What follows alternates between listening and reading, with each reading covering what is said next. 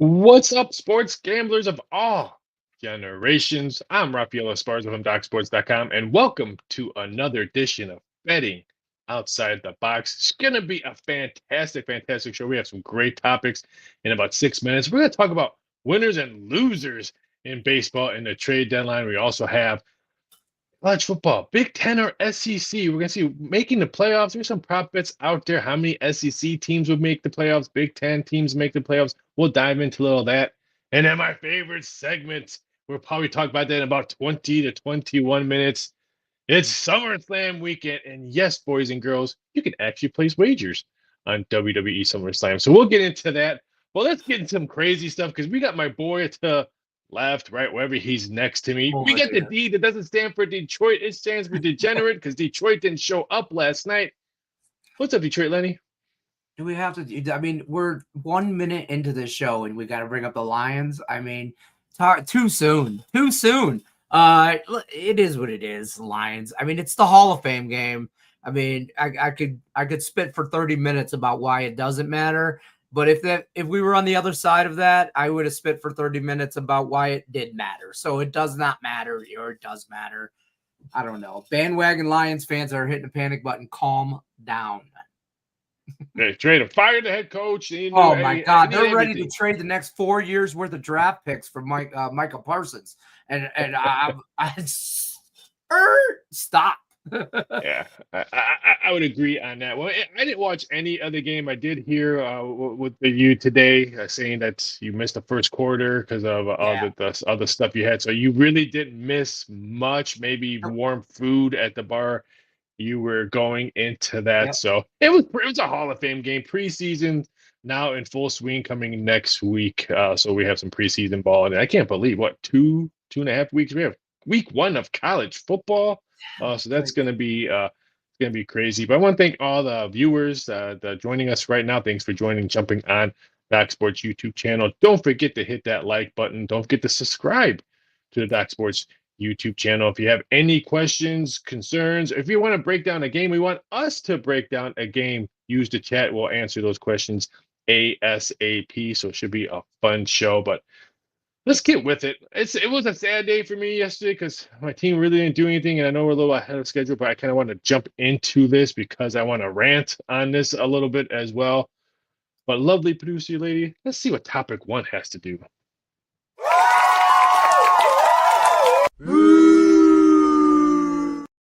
Oh, yeah, that was all me. But those graphics are can we shout out the graphics, the producer? I'm just telling you, right? Like, that is just stop it right now, folks. If you haven't hit the like button for the graphics by themselves, I don't know what you guys are doing.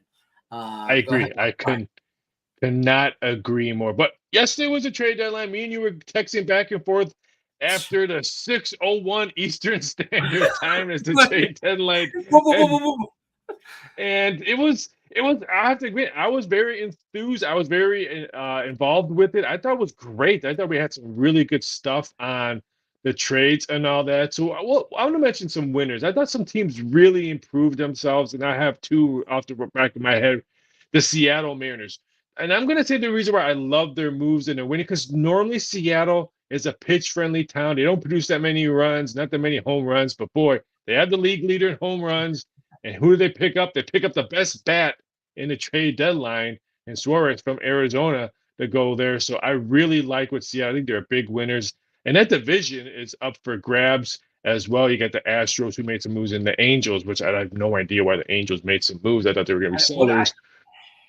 But my other team is out west, the San Diego Padres. That I'm more confused on some of their stuff. Like, why did they trade Dylan Cease? Because they're so heavy in pitching now. I mean, their bullpen is stacked. They got 6 guys that can start pitching on their thing. I like their arms that they have, but I think their bats are going to wake up in the second half. Machado has played well his last couple of games. I thought they were really big winners. Who are your winners?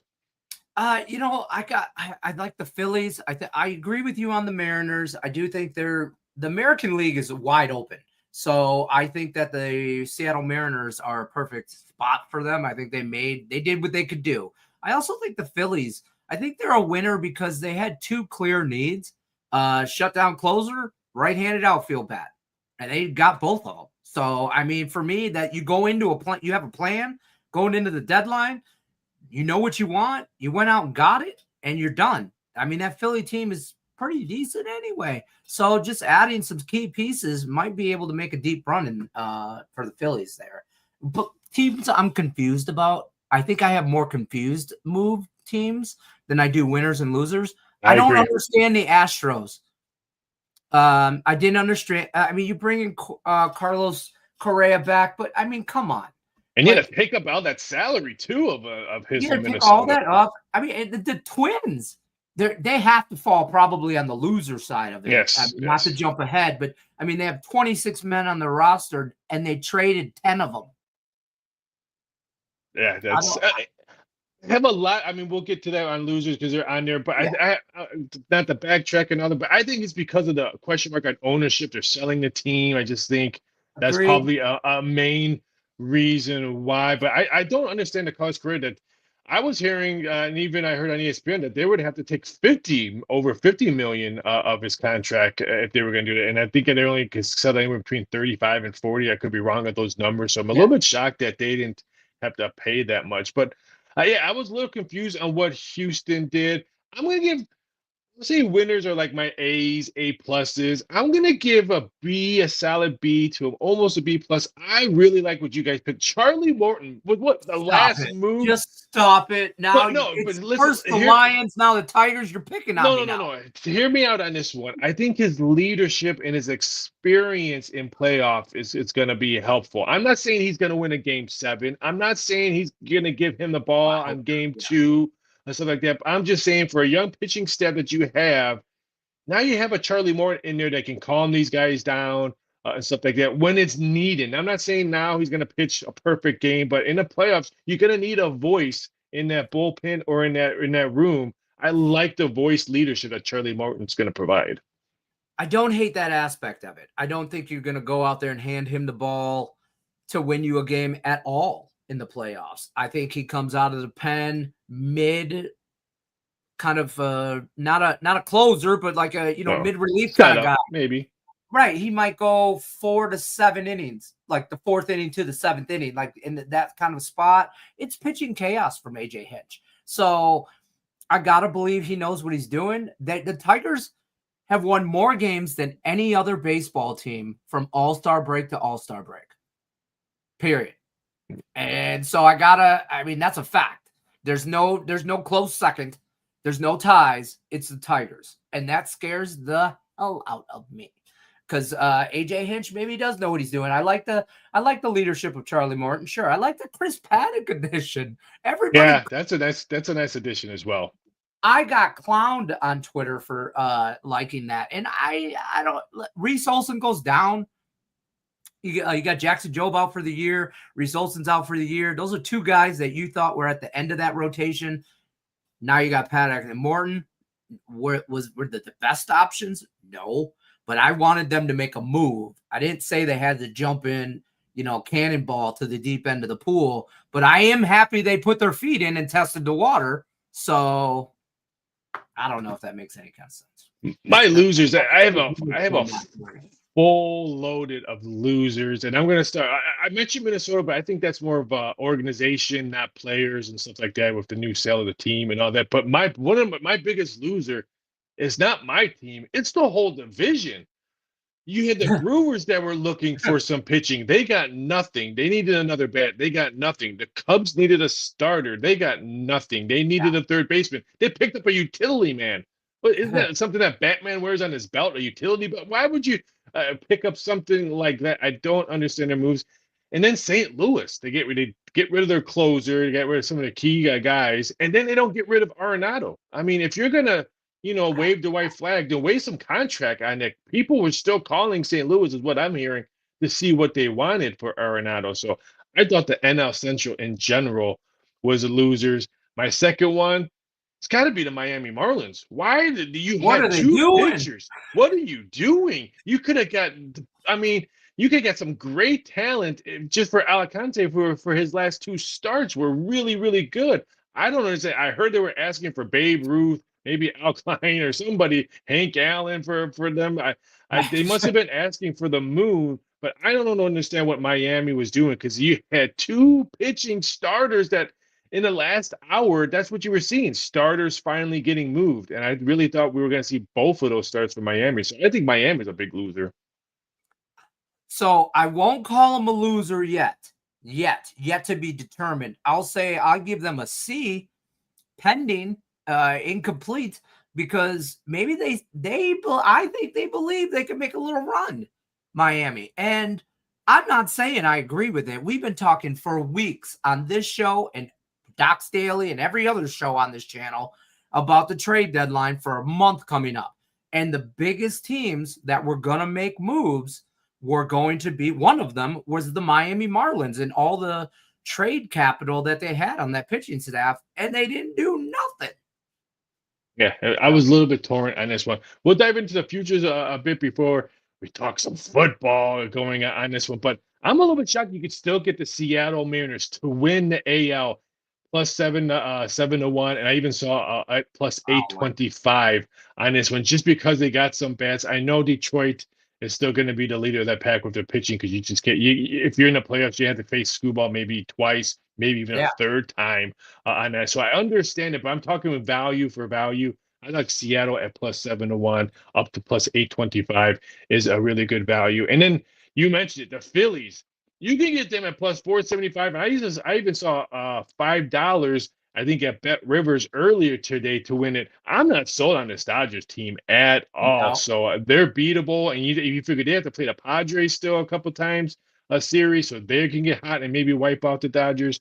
So I think there's really, really good value on the Phillies to win it. And we might see a World Series preview this weekend. We have the Phillies and the Tigers coming up in the series today at about the kickoff, about the first pitch about to go off. I'm still in football mode. I'm sorry. I whatever, but Phillies. Like I still listen. I'm going to call it right now. I think the Toronto Blue Jays win the American League. I think it's wide open. I think the Phillies are going to take the East, the National League East. Somebody likes it. They gave me a thumbs up. But I do. I think the Blue Jays are, and they made a little bit of moves. They didn't go hog wild. They didn't do anything crazy, but they made moves to stay ahead of the Yankees, which I think is very doable. I agree. And then Tigers, Toronto, American League, maybe, I don't know.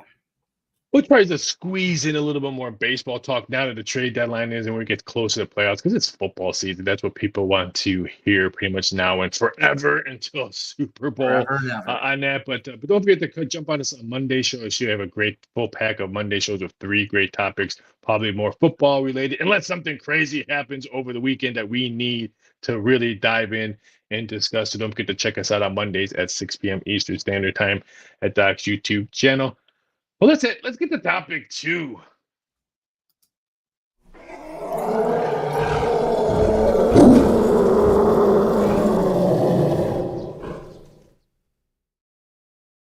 Ooh, I'm scared. I'm telling you, I don't know whether. Good job. I'm scared. I'm frightened. I'm excited. I'm all in one. I don't know what's going on. Before we dive into Big Ten versus SEC, I forgot the question that Brian said in the chat. He wants to know this Detroit guy. Do you ever wear a Pistons hat? He will wear a Pistons hat during the NBA season. I got like 3, but I'll be honest with you. I just counted because I wore a Lions hat yesterday. I'm a hat degenerate. But you will notice 9 times out of 10 I have this hat on, even though I have 21 Lions hats. He just wants to be like Ice Cube. That's all. He wants to be like this Ice Cube of his Detroit. Yeah, Doughboy in the house. But I do have Pistons hats. You just nailed that reference. We can end the show right now. Have a great day, everybody. Have a great weekend. He got the reference. Boys in the hood. Cube. I'm excited now. That's gonna make my whole rest of the day. Well, let's talk a little college football. Big Ten versus ACC. How many teams are going to make the playoffs between these two teams? And don't forget, people, the Big Ten is looking for a 3-peat. That's right, a 3-peat to win the national championship. Some books, I think DraftKings has this one out as well. Over under how many SEC teams and Big Ten teams are going to make the college football playoffs. SEC's three, they're both 3.5s, but of course the SEC's over $2, and Yeah. the under is plus 155, and then the over on the under on Big Ten is minus, I think, minus 165. So I understand that, but for me, I think we're gonna get under Big Ten. I think it's go 3, and it wouldn't shock me if we see 4 on SEC. But it's all about, for me, I've been telling this, I've been doing a lot of shows lately on football.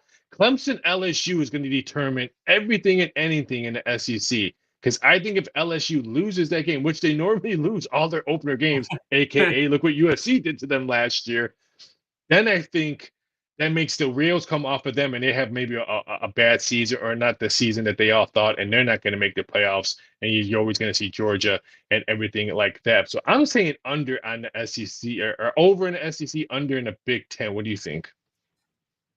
I mean, I hate to say this as a Big Ten guy, but I see the overs in the SEC. As far as the Big Ten goes, it's Oregon, Penn State, the end. The end. If you're looking for an unbiased, no OH, no OH, no OO, no. Can someone finish that in the chat for me? OH. No, don't do it. I'm telling it. Just, I just think that team. I know. I'm look, full disclosure, Michigan State Spartan fan here. Go green, go white, all day, all night. Okay, this is not just because of my pure hatred of all things Ohio, being from Michigan, but the Ohio State, Ryan, I don't know. Listen, can he beat Michigan? I hate the University of Michigan. For the love of God, though, I love when they stomp on Ohio State. Right? You know what I mean? And I don't know. I don't believe Ohio State's. I think they're frauds. That's what I'm trying to say. Oh, I think they're. I got nice. Sean Higgs. You got to put that producer lady. Can you put his comment on there? OH. That's a great. That's great. OH Bobcats. That's fantastic, Sean. You got the winner in the chat. Ohio. Right now, someone asked me today on one of the shows I did this morning, why is Ohio State the favorite to win a division? Thanks, DG. DG, that's a Memphis Grizzly, one of the play-by-play guys on there. He does the stuff for the Memphis Grizzlies. We're gonna bring him on the show during NBA season. He's fantastic. He does great work, and definitely listen to him over in the Memphis Grizzlies show when he kicks back into action. But the reason why Ohio State is the favorite to win the Big Ten, I know we're talking to make the playoffs, so I wanted to make this kind of the reason why. It's because the amount of money that comes in Ohio State. They're like the Green Bay Packers of the NFL. You're always going to get money on OHIO, no matter what kind of team they have. Now, is their team going to be the exact same team last year? Probably not. I think their defense is a little bit weaker. They just got hot at the second half. They finally let the offensive coordinator make plays like he did in Oregon to win that thing. That's why they won the ship. But I don't think they're the same team. So that's why I think they're the favorite. I still think Oregon's up there. Penn State is going to be up there. You're correct. I think it's going to be between those two teams. But the money that keeps on coming in Ohio State, I think that's why they're the favorite. Ohio State, if the question is, do they make the playoffs? Yes. Do I think they have a shot to go deep or win a game in the playoffs? I don't know who they're going to be matched up against. Probably be a first round team, maybe like a Boise State or something. It could be anything. I don't know, but I don't think they win anything. I think they have a solid team. My gripe is with Ryan Day. I just think that dude's a fraud. I mean, everything from the eye makeup he wears to his eye makeup. Raphael, I'm telling you right now, college football season is going to be weird because us Michigan people, we can't stand things from Ohio. We don't like except for Ohio, except for Cedar Point. I'm not the biggest Ohio State fan at all, because when I was working in the books, I'm still watching English Premier League soccer on the big screen. I only have one coffee in my hand. It's 6 o'clock in the morning, and I already hear the OH coming into the sports book, just driving me crazy when I'm trying to watch Man U versus Man City or something like that. So I've had a hatred for Ohio State, but I just don't understand so much love coming in on this one. It's so hard to win back-to-back. Their fan base is deep. Yeah, deep it is. I think boosters. Like, that's why. they're like you mentioned about the money. Michigan, same way. Michigan could be terrible. Does not matter. Does not matter. They'll get Yeah. money coming for days. I I think mean, for I think for the SEC, I think Alabama, you can get them at 10-1 to win it all. I think they're going to be a totally different team than last year. I mean, yeah, agreed. this head coach had to replace a goat. Of course, you're going to struggle in week 1, but now he has his players in Yeah, his system, a brand new one. I think Alabama can be a sleepy one. I know everyone wants to talk about Georgia and LSU, but I would not be shocked about Alabama that can make some noise. So that's something you might want to look at. I think they make the playoffs. There's one of those teams I think they can make the playoffs on that one. So it's going to be very interesting to see what they do over at Alabama and at Ohio State. I think those are two question marks. And I'm not 100% sold on Penn State until Franklin shows me something. oh, And he'll I get know, there, but can he win it? yeah, exactly.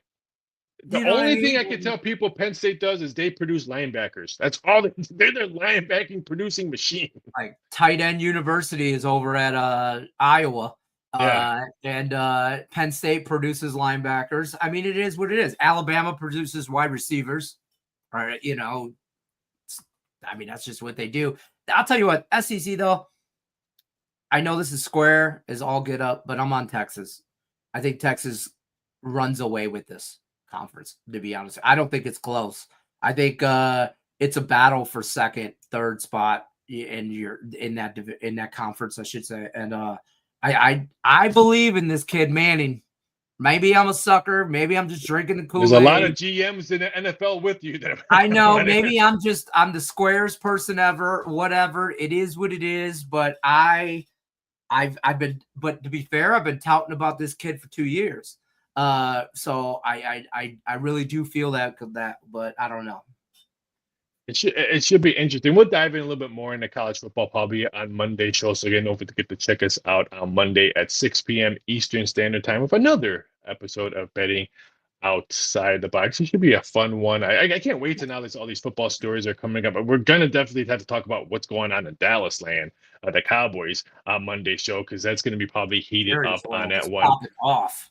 Yeah, that's interesting. Ronnie showed up. He says, "Sorry, I'm late, fellas." But Ronnie, you never have to apologize. You're always here, no matter what show it is. You never have to apologize and stuff like that. So we're just glad you're here.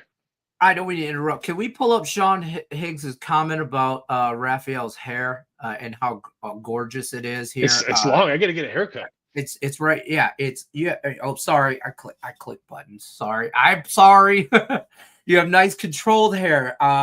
You throw a hat wild. First of all, I just got a haircut, Sean Higgs. So don't judge me. But I'm trying to get on Raphael's level at one point. See, when you do as many interviews as I do, you just cut it as short as possible, so you don't have to worry about it. James Brown of our industry, right here. This guy. Yeah, I say this to all hardest working man in show business. This guy, I'm telling you, and I've worked with a lot, and there's a lot of guys that do a lot of stuff, but this guy's sun up to sun down. Yeah, you always keep it short, so you don't have to fool around with it. But Lenny, you always talked about this since we met and stuff like that, because you finally knew that, 2009, I'll say it, 2009, I was the first person to put WWE wrestling odds. And you know what this weekend is, Lenny? SummerSlam. And yes, boys and girls, you can actually bet on WWE SummerSlam. Most of the U.S. books can't. Bet US does. Most global books. But I really wanted to dive in, not because you can bet on it, but why I do odds on this. Why? I have so many questions. You know how many people watch WWE, Detroit Lenny? A bajillion. You think those? I'm a WWE. I've been a wrestling fan my whole life. I'm on board. I just started the Netflix documentary Unreal. I'm on episode 3, and then I started to just binge watch it. My wife made me stop because she wanted to watch it with me, and then so now we're there. But I don't know the number, but I would guess. I would guess that it runs more than Super Bowl or rivals. I did this because when I was working in sportsbooks in Vegas, Tuesdays and Wednesdays after football season were dog days. So what are you going to try to do to bring people in? What are you going to try to do to get people to look at your apps or look at your establishment or look at your website? So if 1 billion people watch wrestling You don't think a billion? You don't think 10% of those billions bet on NFL, bet baseball, bet NBA, bet horses, bet something? So if you tap into that market, and I'm not saying put $1,000 max bets on these. No, we Right. do maybe 50, 25, $50 max, but they're for customer service issues. But we want, I used to tell sportsbooks, you get them to sign up in your establishment. You say, here, bet $25 on SummerSlam. And if they win, you find out where they're from because you have to get their information on signing up. If they're from Detroit, you send them an email. Hey, congratulations on Cody Rhodes winning your $25 bet. Don't forget, the Detroit Lions are 7-1 to win a Super Bowl, or the Detroit Tigers are. You give them options, so it keeps them in your establishment. So, I mean, 100%. I know people like it's fixed, but now that I do a lot of consulting stuff for wrestling and all that, I've found out how these wrestlers find out who wins and who loses. Sometimes they find out in the ring as they're coming in. So you can't say, oh, it's fixed. They know 2 weeks, 3 weeks, 4 weeks in advance. No, that doesn't happen like that. There's so many. You've seen it on the show that you've been watching it right now. Yes, and So I'm fascinated by the behind the scenes. yeah. I mean, So people talking about how wrestling is, I don't want to say that, fake or whatever, but I like that this is titled Unreal because it's choreographed. It's scripted, obviously, but the dance, the Junkyard Dog, shout out Junkyard love the Dog. Junkyard Dog. Okay. Him and there was another guy. He was from Detroit. He used to teach football high school in Detroit too. Jim the Anvil. No. The hairy guy. He's bald, hairy. George Animal Steel. Yeah, he was from Detroit. He's a football. He was a high school football coach in the city of Detroit, and he wrestled part time to pay bills, whatever. And yeah.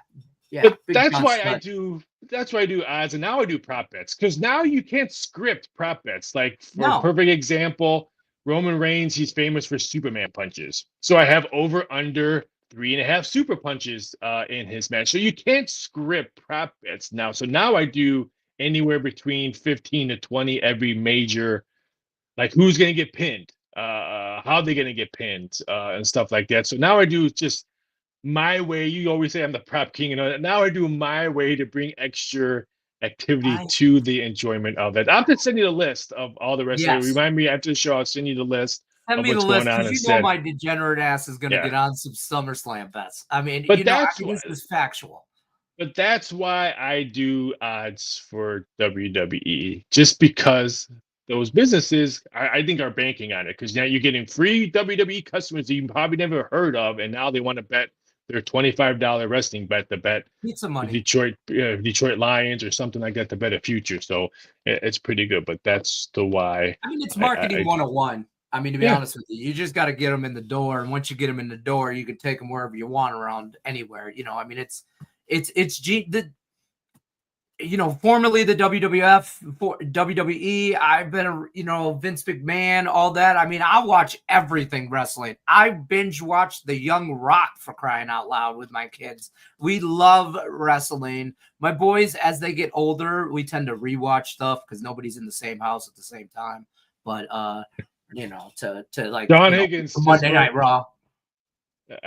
Sean just wrote, were there lines on a Puppy Bowl and Lingerie Bowl? I have done a Puppy Bowl for 15 years, odds for the Puppy Bowl. I actually do prop bets for the Puppy Bowl. How many dogs go to the bathroom on the mat and stuff like that. And yes, I have done Lingerie Bowl odds, and I've had wardrobe malfunction odds for the Lingerie Bowl. Now that's just a hope and a prayer right there for wardrobe. Yes. So yes, John, I have done all those. And yes, I remember the Bud Bowl. I did I think the last Bud Bowl. Yeah, yes, I did that. But let's get what the people want. We need a winner. We've dropped back-to-back doctor's orders. Let's ring up a winner right now.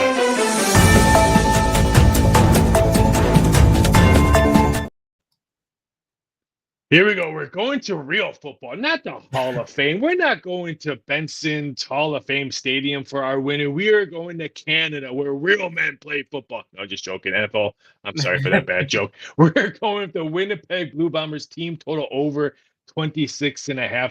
Like the over, a little bit shocked that this total dropped down to 49.5. There was 50s pretty much all day today. I think Winnipeg will be able to score against the Toronto Argonauts defense. Their defense gave up 50 plus points a couple of weeks ago. So I think Winnipeg in desperate need of a win. They're floating at 500. I think they're 3-3. They're at home. They want to get that bad loss out of their mouth in their last game. So I like this team total over 26.5. What about you? I love it. I'm on the whole game over as well. I really like the Winnipeg. I think Winnipeg I think they put 30 up. That's just how I agree. really feel. I think they hit the 30 number. So this number dipping down below 50. And I tell you guys this, I sound like a broken record. Shop your lines. Shop your lines. So if you are betting a full game, shop your lines. This right here at 26.5 for me, I don't want to say that this is the get right spot for betting outside the box doctor's orders, but this is a get right spot, and the Winnipeg Blue Bombers are going to get us right. 26.